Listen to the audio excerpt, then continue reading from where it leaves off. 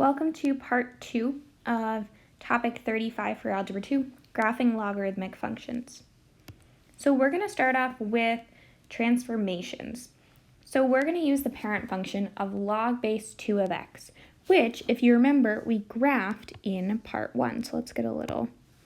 There's our graph of log base 2 of x.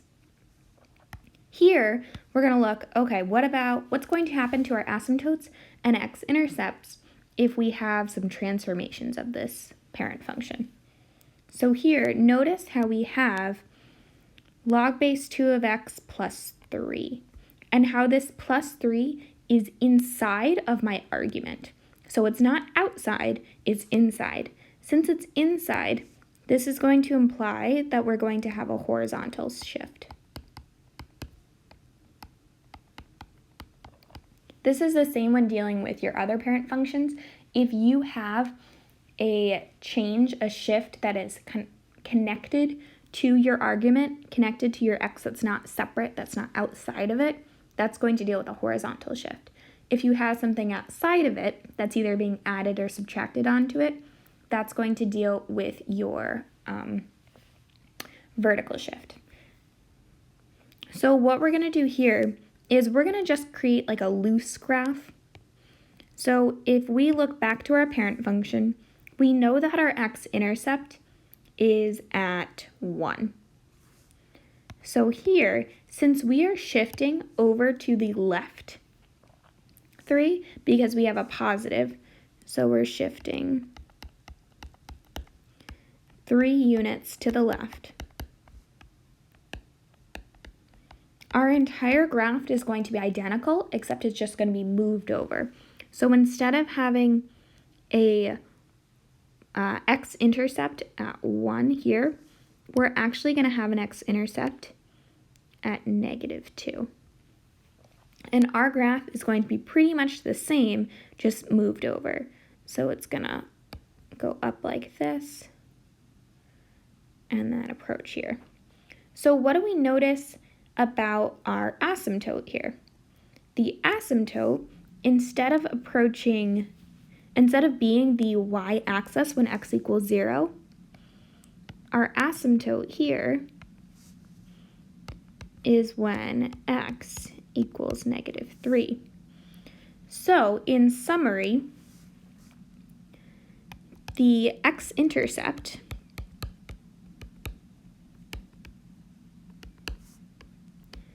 and the asymptote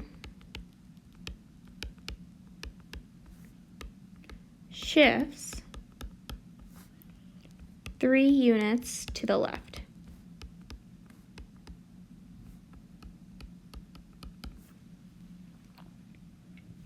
So again, the exact same graph, it's just pushed over to the left. And we know it's to the left because of this positive here. Because remember, if we do shifts, it's always going to be x minus our horizontal shift. So here, that must mean that we have x minus a -3, which is why it looks positive there. If we have our log base 2 of x plus 4, notice how this plus 4 is outside of my argument. So it's not within my parentheses, it's outside. That means that our graph is going to be pushed up or down. So here we're going to have a vertical shift.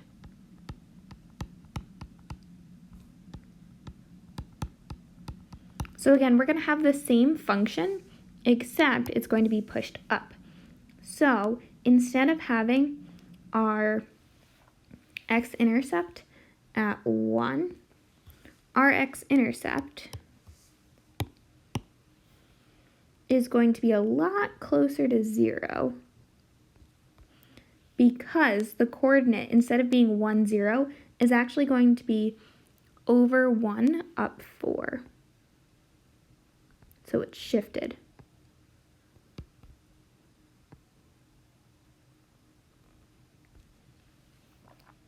So our vertical asymptote actually doesn't change here. If we look at it, it's still going to be approaching the y-axis.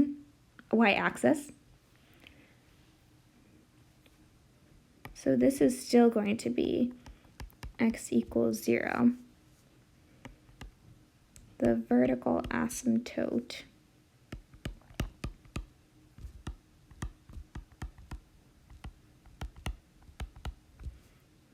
doesn't change. It's still going to be the y-axis. But if we look to our x-intercept, it's going to be infinitely closer to 0. Now here it's a little bit harder to tell without coming up with a table of values. So again, coming up with a table of values for the exponential form, interchanging x and y, and then that will be your table of values for your logarithmic form. To save time, we're not going to do that, but you can see because it shifted up 4 units, this is going to get infinitely closer to 0, the origin. It's not going to be at the origin, it's not going to be at 0, but it's going to be infinitely closer. So our x-intercept here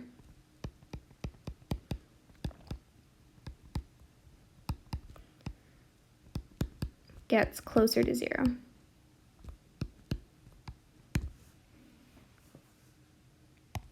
Okay, let's look into finding the inverses of exponential and logarithmic functions.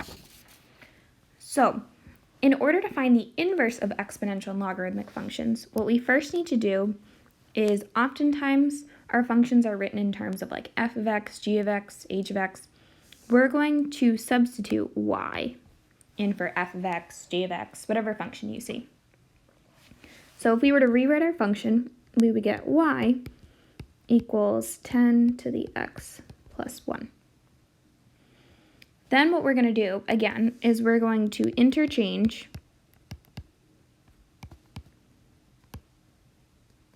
x and y.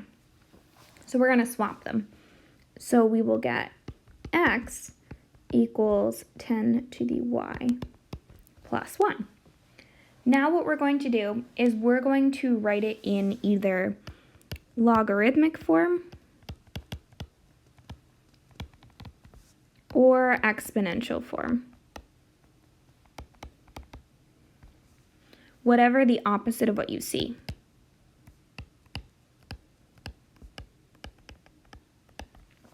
So here, because we see it in exponential form, we're going to write it in logarithmic form.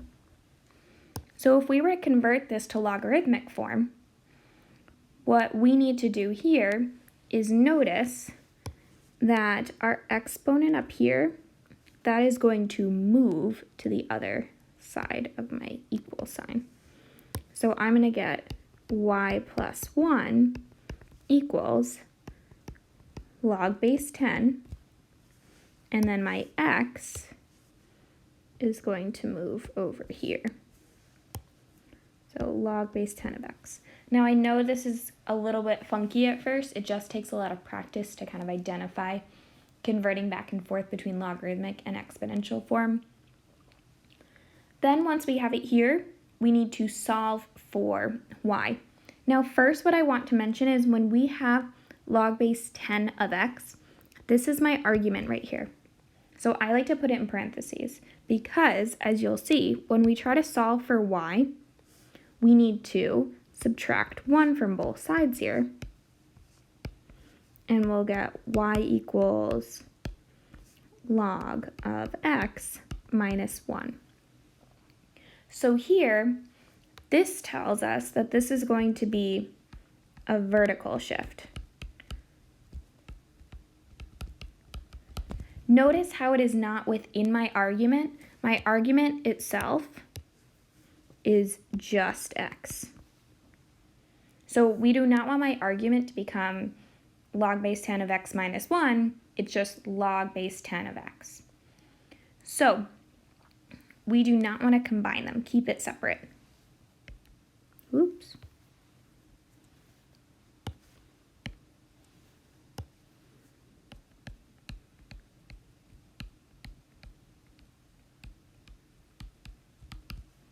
Okay, keep it separate.